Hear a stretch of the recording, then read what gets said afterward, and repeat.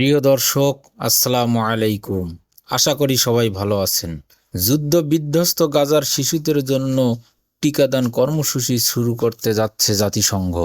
গতকাল বুধবার যুক্তরাষ্ট্রের নিউ ইয়র্ক সিটিতে জাতিসংঘের সদর দপ্তরে আয়োজিত এক সংবাদ সম্মেলনে এ ঘোষণা দিয়েছেন বৃহত্তম এই বৈশ্বিক সংস্থার মুখপাত্র ফারহান হক। সংবাদ সম্মেলনে ফারহান হক বলেন, যুদ্ধের কারণে গত 2 বছর গাজার পূর্ণ মাত্রায় টিকাদান কর্মসূচি পরিচালনা করা যায়নি, ফলে সেখানে অনেক শিশু টিকা পায়নি। আমাদের হাতে থাকা তথ্য অনুযায়ী টিকা বঞ্চিত এসব শিশুর সংখ্যা অন্তত 44,000।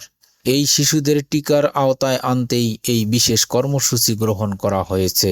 ফারহান হক জানান, জাতিসংঘের শিশু নিরাপত্তা অধিকার বিষয়ক অঙ্গ সংস্থা ইউনিসেফ, ফিলিস্তিনিদের সহায়তা বিষয়ক অঙ্গ সংস্থা আনরওয়া এবং বৈশ্বিক স্বাস্থ্য নিরাপত্তা বিষয়ক অঙ্গ সংস্থা ডব্লিউএইচওর তত্ত্বাবধানে আজ বৃহস্পতিবার থেকে শুরু হবে এই টিকাদান কর্মসূচি।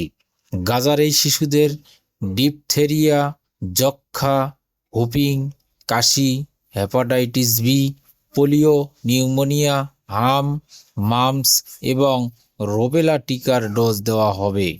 গাজার 150টি স্বাস্থ্য সেবা কেন্দ্র ও 10টি মোবাইল ক্লিনিক প্রশিক্ষণপ্রাপ্ত প্রায় 150 জন চিকিৎসক এবং 450 জনেরও অধিক স্বাস্থ্যকর্মীর তত্ত্বাবধানে পরিচালিত হবে এই কর্মসূচি।